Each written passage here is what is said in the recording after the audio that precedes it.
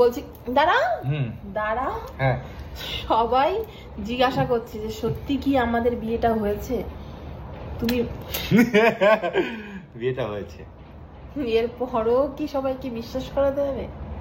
কাউকে বিশ্বাস করানোর দরকার নেই, ঠিক আছে? যে করলো করলো, না করলো না করলো। যে বিশ্বাস করা সে তো বিশ্বাস করছেই, তাহলে আবার তুমি চিন্তা করছো কেন? উপরওয়ালা তো আছে, উপরওয়ালা তো বিশ্বাস করে নিছে যে হ্যাঁ ওরা দুজন দুজনকে সত্যি ভালোবাসে, তাই উপরওয়ালা আমাদেরকে মিলিয়েছে, ঠিক আছে? শোনো, কেউ উল্টা পাল্টা কোনো ইস্যু টানবে না এর মধ্যে, ঠিক আছে? ইউটিউবার দীপঙ্কর সে রিসেন্টলি একজন বিবাহিত মহিলাকে বিয়ে করেছে এবং সেটা নিয়ে রীতিমতো ট্রেন্ডিং ট্রোলিং চলছে। দীপঙ্কর নিজেও একজন ম্যারিড।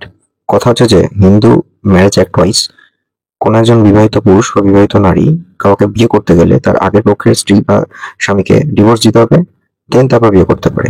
কিন্তু এখানে তারা ভাবলো যে হয়তো লিভ ইন করবো, তা না করে বিয়েই করে ফেলেছে। কিন্তু ওটা হয় না। কিছু রুলস এন্ড রেগুলেশন থাকে যে 18 বছর ঊর্ধ্বে বা বিয়ের পরও তুমি অন্য সম্পর্কে থাকতে পারো, কিন্তু বিয়ে করতে পারো না। সেখানে একটু মিসকনসেপশন হয়ে গেছে। আর তারপরে সে আবার এত জোর গলায় কথাগুলো বলছিল এবং অনুমোদিত যে সুমি নিজের ইচ্ছায় যখন চাইবে তখনই দীপঙ্করের সাথে থাকতে পারবে, ঠিক আছে? আর ওর বর সেটা কিছু বলতে পারবে না। সে এতটাই তার উদ্ধত্ত যে কিছুই হবে না। এরপর সুমি বিশ্বাসের স্বামী সে গেছিল থানায় এবং একটা কমপ্লেন দায়ের করে যে সে তো আইনত তার স্ত্রী, যতক্ষণ ডিভোর্স হচ্ছে ততক্ষণ তো বিয়ে করতে পারে না। ব্যাস, পুলিশ দীপঙ্করকে অ্যারেস্ট করে নিয়েছে। মানে বেশি বাড়লে যাওয়া হয়, ডানা কাটা পড়েছে। অ্যাকচুয়ালি সোশ্যাল মিডিয়ার জন্য তাই মাঝে মাঝে কিছু ইমপ্লিমেন্টেশন অ্যামেন্ডমেন্ট আসলে সেগুলো প্রপার ইমপ্লিমেন্টেশন রিলেটেড ম্যাটারগুলো ডিসকাস করা হয় না। সেখানে একটু ভুলভ্রান্তি হয়েছিল। আর দীপঙ্কর ভেবেছে যে সুমির সঙ্গে থাকা যাবে। আরে থাকা যায়, কিন্তু বিয়ে করা যায় না। বিয়ে করতে গেলে হিন্দু ম্যারেজ অ্যাক্ট ওয়াইজ তোমাকে রুলস এন্ড রেগুলেশন ফলো করতে হয়, তা না হলে তোমাকে তো জেলে যেতেই হবে। বিয়ে করেছি, তাই আমার নতুন বউয়ের আগের বর কমপ্লেন করেছে যে সে ডিভোর্স চায়, ডিভোর্স না দিয়ে কেন করলাম, এখন সেই জন্য অ্যারেস্ট করেছে, এখন সেটা করা হবে। এদিকে সুমির আগের পক্ষের স্বামী সে তার মেয়েকে নিয়ে কিছু ফেসবুক এবং ইউটিউবে ভিডিও ছাড়তে শুরু করেছে। তার মেয়ে স্বভাবতই, সে তো বয়সে ছোট, তার মাকে মিস করছে এবং সেই রিলেটেড ভিডিও দিচ্ছে। মা, আমার জন্য তোমার মন খারাপ হয় না সেটা আমি জানি, কিন্তু তোমার জন্য আমার সবসময় মন খারাপ হয়। এখনকার দিনে একটা বিয়ের টিকানো রীতিমতো চ্যালেঞ্জিং। অনেক ডিভোর্স হচ্ছে, অনেক ব্রেকআপ হচ্ছে, এটা খুব কমন ব্যাপার হয়ে দাঁড়িয়েছে। সেখানে এই আগের পক্ষের বাচ্চাগুলোর উপর একটা মেন্টাল ট্রমা হয়।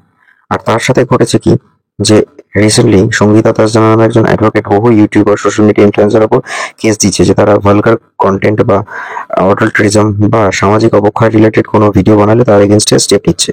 এবার দেখা যাচ্ছে যে দীপঙ্কর পরবর্তী সময় সুমির সঙ্গে যখন থাকছিল একটা অন্তরঙ্গ অবস্থায় তারা ভিডিও ছাড়ে, সেইটার এগেনস্টে গিয়ে তিনি আবার কেস করে দিয়েছেন। ব্যাস, ডবল চার্জশিট পড়ে গেছে দীপঙ্করের এগেনস্টে। বিষয় চলছে, অ্যারেস্ট আমরা অতি অবশ্যই হয়েছিলাম। সমাজের একটা এলিট ক্লাসের পাবলিক আছে যারা টলিউড হতে পারে বা বেশ আইটি কোম্পানি হোক, বা ওই বলা চলে শিক্ষিত সমাজ, যারা হয়তো এই ধরনের বিবাহ বিচ্ছেদ ঘটনা করতে পারে কিন্তু ফলো করে সোশ্যাল মিডিয়ায় সেগুলোকে নিয়ে কন্টেন্ট বানায় না।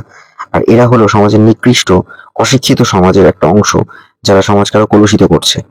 এবং ভাবুন, নিজেকে আরমান খানের মতো হয়তো মনে করছে আমি দুটো বউ নিয়ে থাকবো, এবং সেগুলো আবার ফলো করে ইউটিউবে দেখাচ্ছে এই দীপঙ্কর। দেখলেই বলো যে একটা অরিজিনাল বউ একটা নকল বউ, তা কোয়েলকে কি দেখে মনে হয় যে ওটা নকল বউ? অনেকেই ভাবে যে কোয়েল মনে হয় নকল বউ। শোনো, অরিজিনাল অরিজিনাল। এই দেখো, তোমরা হয়তো অনেকেই জেনে গেছো যে আমি দীপঙ্করকে ভালোবাসি। লাস্ট কয়েক বছরে সোশ্যাল মিডিয়া, ইউটিউব, ফেসবুকে দৌলতে বহু মানুষ ইনফ্লুয়েন্সার হয়েছেন। তারা বেশ মোটা টাকা রোজগার করার পর নিজেদেরকে কেউ এটা মনে করেছেন। তারা সমাজের অবক্ষয়ের দিকে কিভাবে ঠেলে দিয়েছে সেটা ভাবেনি, কখনো ভালো কাজ সোশ্যাল ভাব তো করেনি। এই ধরনের কন্টেন্ট বানিয়ে আরো সমাজটাকে শেষ করেছে। তুই আমার কাছ থেকে আমার মাকে নিয়ে গেছিস না, কোনোদিনও তোর সুখে থাকতে পারবি না, এটা আমার অভিশাপ।